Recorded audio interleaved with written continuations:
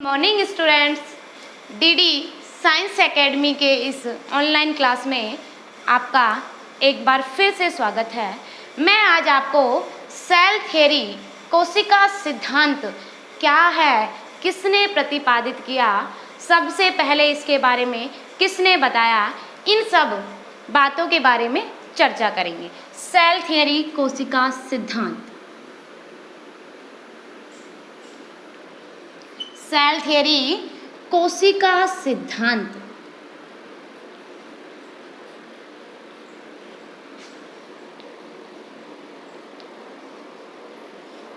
देखिए, cell theory, कोशिका सिद्धांत की जो नींव रखी थी एक वैज्ञानिक थे, ड्यूटेरोचैट। ड्यूटेरोचैट ने सबसे पहले कोशिका सिद्धांत की नींव रखी। ड्यूटेरोचैट ने सबसे पहले कोशिका सिद्धांत की नींव रखी, लेकिन कोशिका सिद्धांत देने का श्रेय इन्हें नहीं जाता है।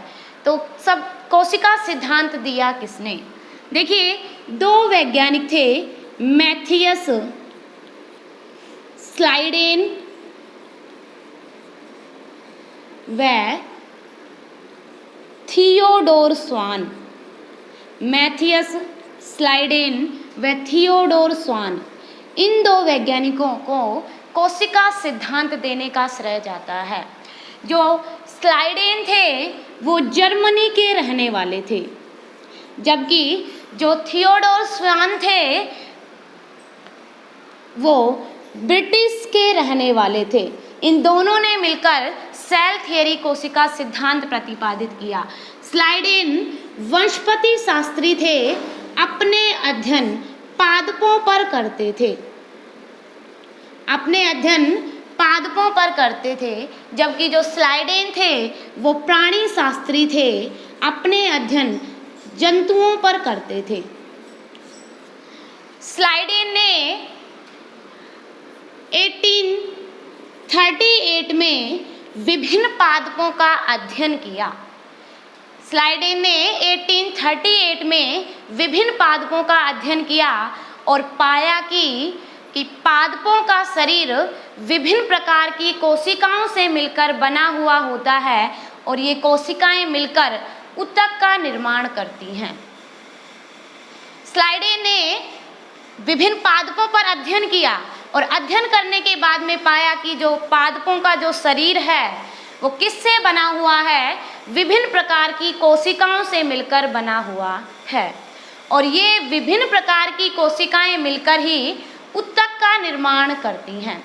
ये बात स्लाइडेन ने ये अध्ययन कर लिया था 1838 में। उसी टाइम 1839 में एक वैज्ञानिक थियोडोर स्वान, जो कि प्राणी शास्त्री थे, वो अपना अध्ययन जंतुओं पर कर रहे थे। उन्होंने जंतुओं पर अध्ययन किया और पाया कि जंतुओं का जो जंतु कोशिका है, जो जंतुओं का शरीर है, उसके ऊपर एक झिल्ली पाई जाती है, जिसे आजकल अपन क्या कहते हैं? जिसे जीव द्रव्य झिल्ली कहा जाता है। स्वान ने जंतुओं पर जंतु कोशिका का अध्ययन किया और पाया कि जंतु कोशिका के बाहर की ओर एक परत पाई जाती है। इस परत को उन्होंने बताया कि जो अपन आजकल जिसे जीव द्रव्य झिल्ली कह रहे हैं, वो परत उन्होंने स्वान ने देखी। स्वान ने पादप कोशिका का अध्ययन किया, पादप पर अध्ययन किया और पाया कि जो प्लांट्स हैं उनमें प्लांट सेल में बाहर की ओर एक आवरण पाया जाता है और वो कोशिका भित्ति होती है, सेल वॉल होती है। और सेल वॉल प्लांट सेल की एक क्या है? विशेषता है। ये पादप कोशिकाओं में ही पाई जाती है, जंतु कोशिका में सेल वॉल नहीं पाई जाती। ओके, तो स्लाइडेन और स्वान दोनों ने, स्लाइडेन ने किस पर काम किया? वनस्पतियों पर काम किया और स्वान ने प्राणियों पर काम किया। श्वान ने सम्मिलित रूप से पादपों पर और जंतुओं पर अध्ययन करके, उनके कोशिकाओं का अध्ययन करके बताया, क्या बताया? दोनों ने सम्मिलित रूप से कोशिका सिद्धांत दे दिया। और इस कोशिका सिद्धांत के बिंदु हम निम्न प्रकार से देखते हैं। अपन एक एक पॉइंट की बात करेंगे। पहले पॉइंट में उन्होंने क्या कहा उसके बारे में मैं आपको बताती हूँ। देखिए, स्लाइडेन और श्वान ने कोशिका सिद्धांत प्रतिपादित किया 1838 से 39 में। 1838 से 39 में सेल थ्योरी, कोशिका सिद्धांत प्रतिपादित किया गया।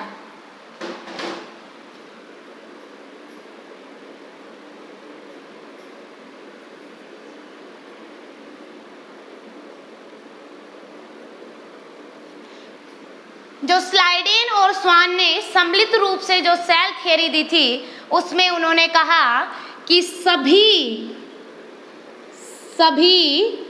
पादप व जंतु का शरीर कोशिका व उनके उत्पादों से मिलकर बना हुआ होता है।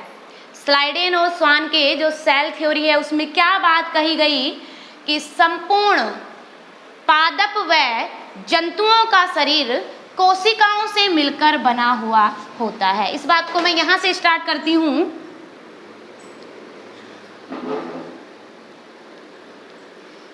सभी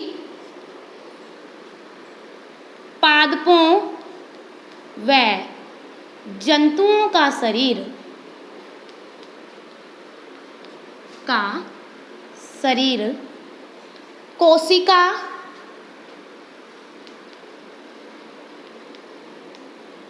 कोशिकाओं व उनके उत्पादों से मिलकर बना होता है या बनता है। पहली बात क्या कही कि सभी पादपों व जंतुओं का शरीर कोशिकाओं व उनके उत्पादों से मिलकर बना हुआ होता है, उत्पादों से बनता है। दूसरी बात उन्होंने क्या कहा कि सभी जीव कोशिकाओं से बने हुए होते हैं। सभी जीव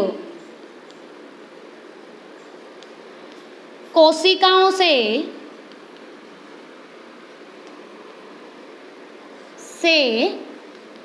बने होते हैं। सारे के जो सारे जीव हैं, प्लांट की बात कर लो, एनिमल की बात कर लो, सब के सब कोशिका से मिलकर बने हुए होते हैं। उन्होंने कहा कि कोशिका शरीर की प्रत्येक जीव के शरीर की संरचनात्मक,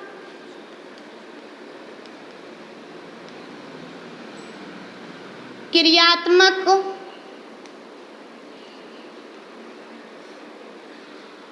व आनुवांशिक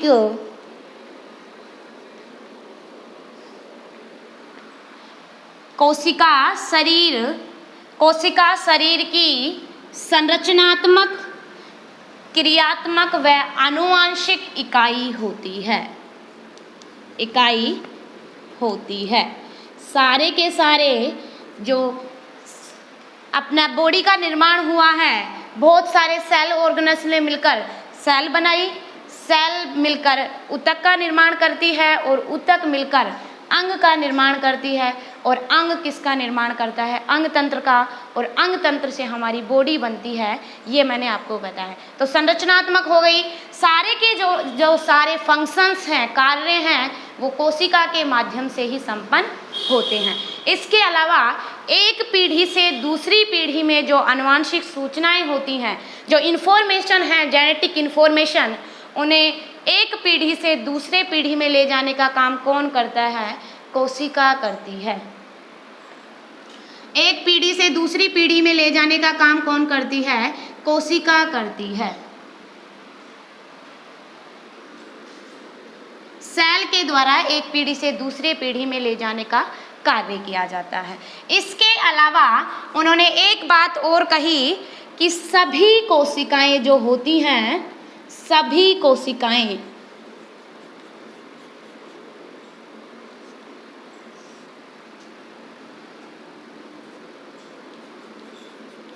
आपस में, या ऐसे बोल लो कि सभी कोशिका रासायनिक संगठन व उपापचय की दृष्टि से समान होती हैं। सभी कोशिकाएं रासायनिक संगठन व उपापचय की दृष्टि से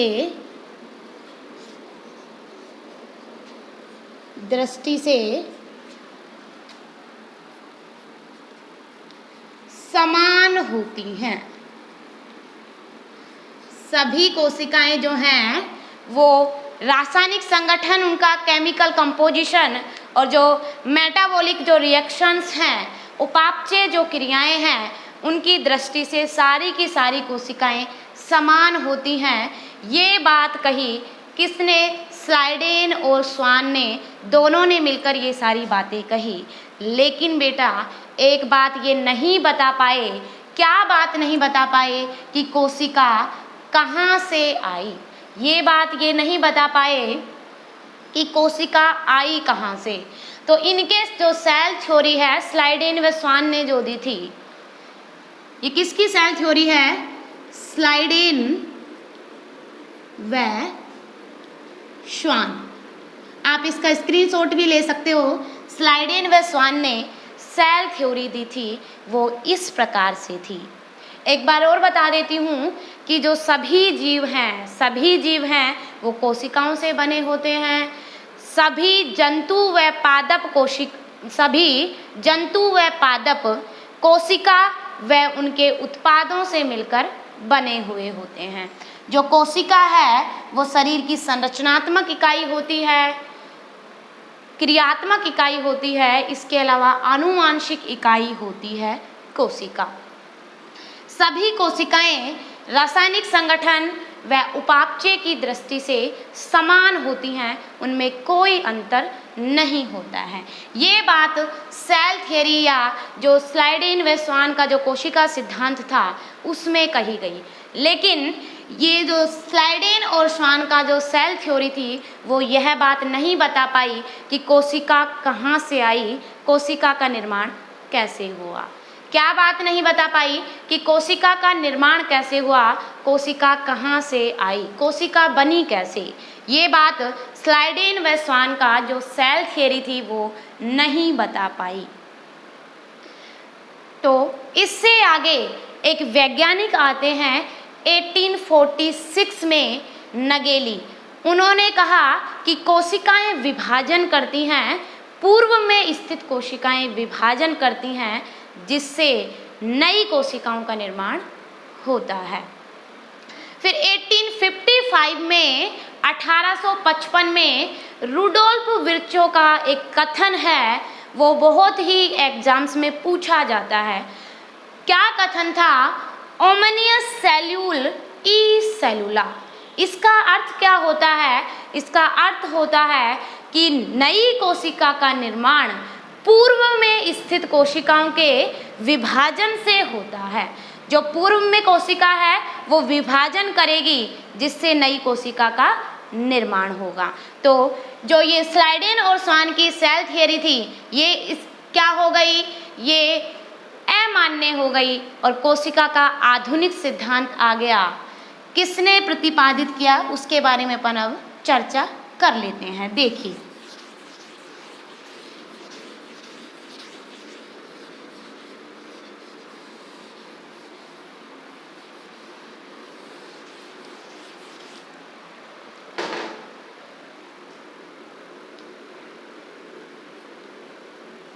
आधुनिक कोशिका सिद्धांत।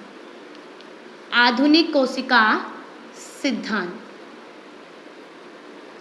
देखिए, दो वैज्ञानिकों ने इसे मिलकर प्रस्तुत किया था। एक थे नेगेली और वह रूडोल्फ विर्चो। रूडोल्फ विर्चो, मैं नीचे लिख देती हूँ, आपको दिख नहीं रहा है।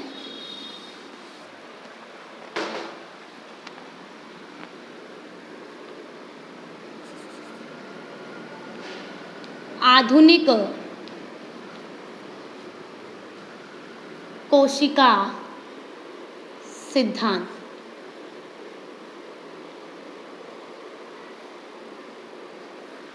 ठीक है, किसने दिया? नेगेली व रूडोल्फ विर्चो। रूडोल्फ विर्चो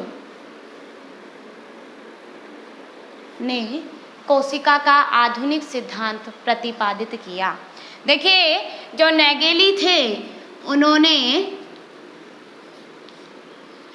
1846 में कहा कि कोशिकाएं विभाजन करती हैं जिससे नई कोशिका बनती है। ओके, फिर उसके बाद में रूडोल्फ विर्चो आए। रूडोल्फ विर्चो 1895 इन्होंने एक कथन कहा। क्या कथन था? ओमेनियस सेल्यूल ई सेल्यूला।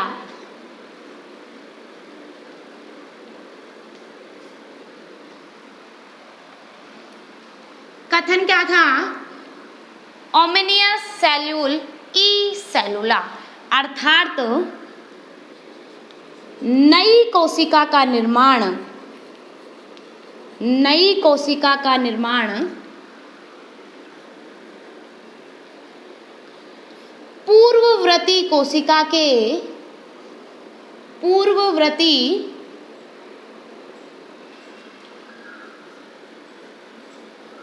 कोशिका के विभाजन से होता है।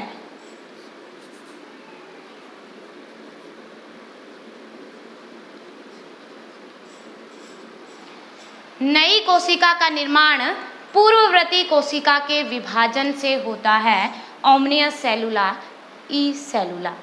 ओके, ये बात कही, और जो स्लाइडियन और स्वान नहीं कह पाए थे, क्या नहीं कह पाए थे कि कोशिका का निर्माण कैसे हुआ, ये बात कह दी रूडोल्फ विर्चो और नेगेली ने मिलकर ये बात कह दी और अपना एक सिद्धांत दे दिया, सेल थियरी, कोशिका सिद्धांत, जिसके अपन निम्न बिंदु पढ़ते हैं। दोबारा सुन लीजिए बेटा, आधुनिक कोशिका सिद्धांत नेगेली व रूडोल्फ विर्चो द्वारा दिया गया। नेगेली जो थे वो 1846 में उन्होंने कहा कि कोशिकाएं विभाजन करती हैं जिससे नई कोशिकाओं का निर्माण होता है। रूडोल्फ विर्चो ने 1855 में कहा, कथन दिया अपना एक, ओमनियस सेल्यूल ई सेलुला, अर्थात नई कोशिकाओं का निर्माण पूर्ववर्ती कोशिकाओं के विभाजन से होता है। इसके अलावा मैं ऐसे भी बोल सकती हूँ कि पूर्ववर्ती कोशिकाओं में विभाजन होता है, उनमें डिवीजन होता है जिससे नई कोशिका का निर्माण होता है। ओके, अब देखिए जो नया कोशिका सिद्धांत था उसमें क्या क्या बातें कही थी। कोशिका का आधुनिक सिद्धांत या आधुनिक कोशिका का सिद्धांत, और इसमें क्या क्या बात कही गई वो देखिए। उन्होंने कहा कि नई कोशिका का निर्माण, नई कोशिका का निर्माण पूर्ववर्ती कोशिका के विभाजन से होता है। पूर्ववर्ती कोशिका के विभाजन से होता है।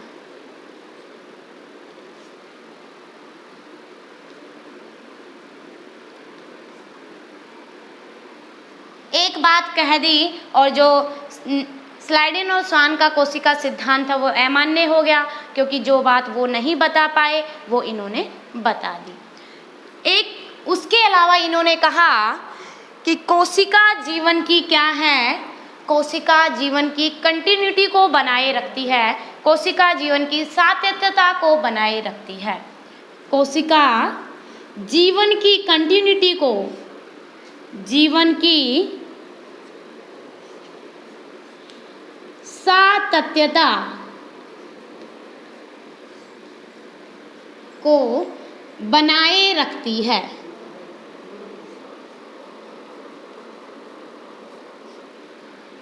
कोशिका जीवन की सातत्यता को बनाए रखती है या कंटिन्यूटी को बनाए रखती है।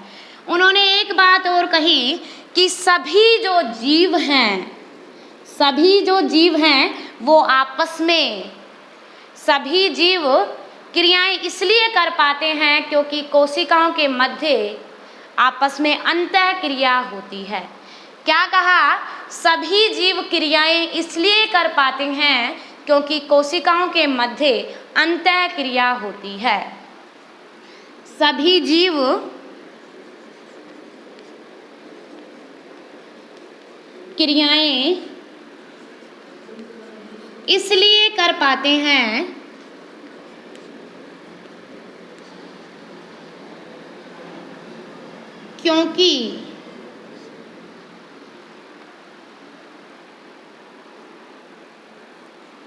क्योंकि कोशिकाओं के मध्य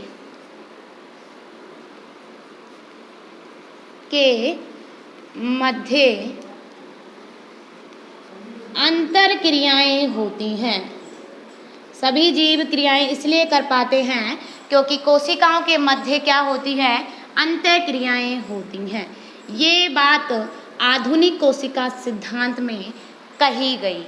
ओके, इस प्रकार से सेल थ्योरी या कोशिका सिद्धांत आज जो अपन पढ़ते हैं, आज अपन जो देख रहे हैं, कंटिन्यूटी को बनाए रखती है सेल, एक पीढ़ी से दूसरी पीढ़ी में आनुवांशिक सूचनाओं को लेकर जाती है, क्योंकि सेल के अंदर क्या उपस्थित होता है? केंद्रक, और केंद्रक में होते हैं गुणसूत्र, गुणसूत्र के अंदर डीएनए, आरएनए, प्रोटीन, ये सारी की सारी चीज़ें सेल के अंदर प्रेजेंट होती हैं, जो आनुवांशिक सूचना को एक पीढ़ी से दूसरी पीढ़ी में ले जाने का कार्य करती हैं। थैंक्स, आज के लिए यही। आने वाली हमारी वीडियो को देखने के लिए आप इस चैनल को सब्सक्राइब करें और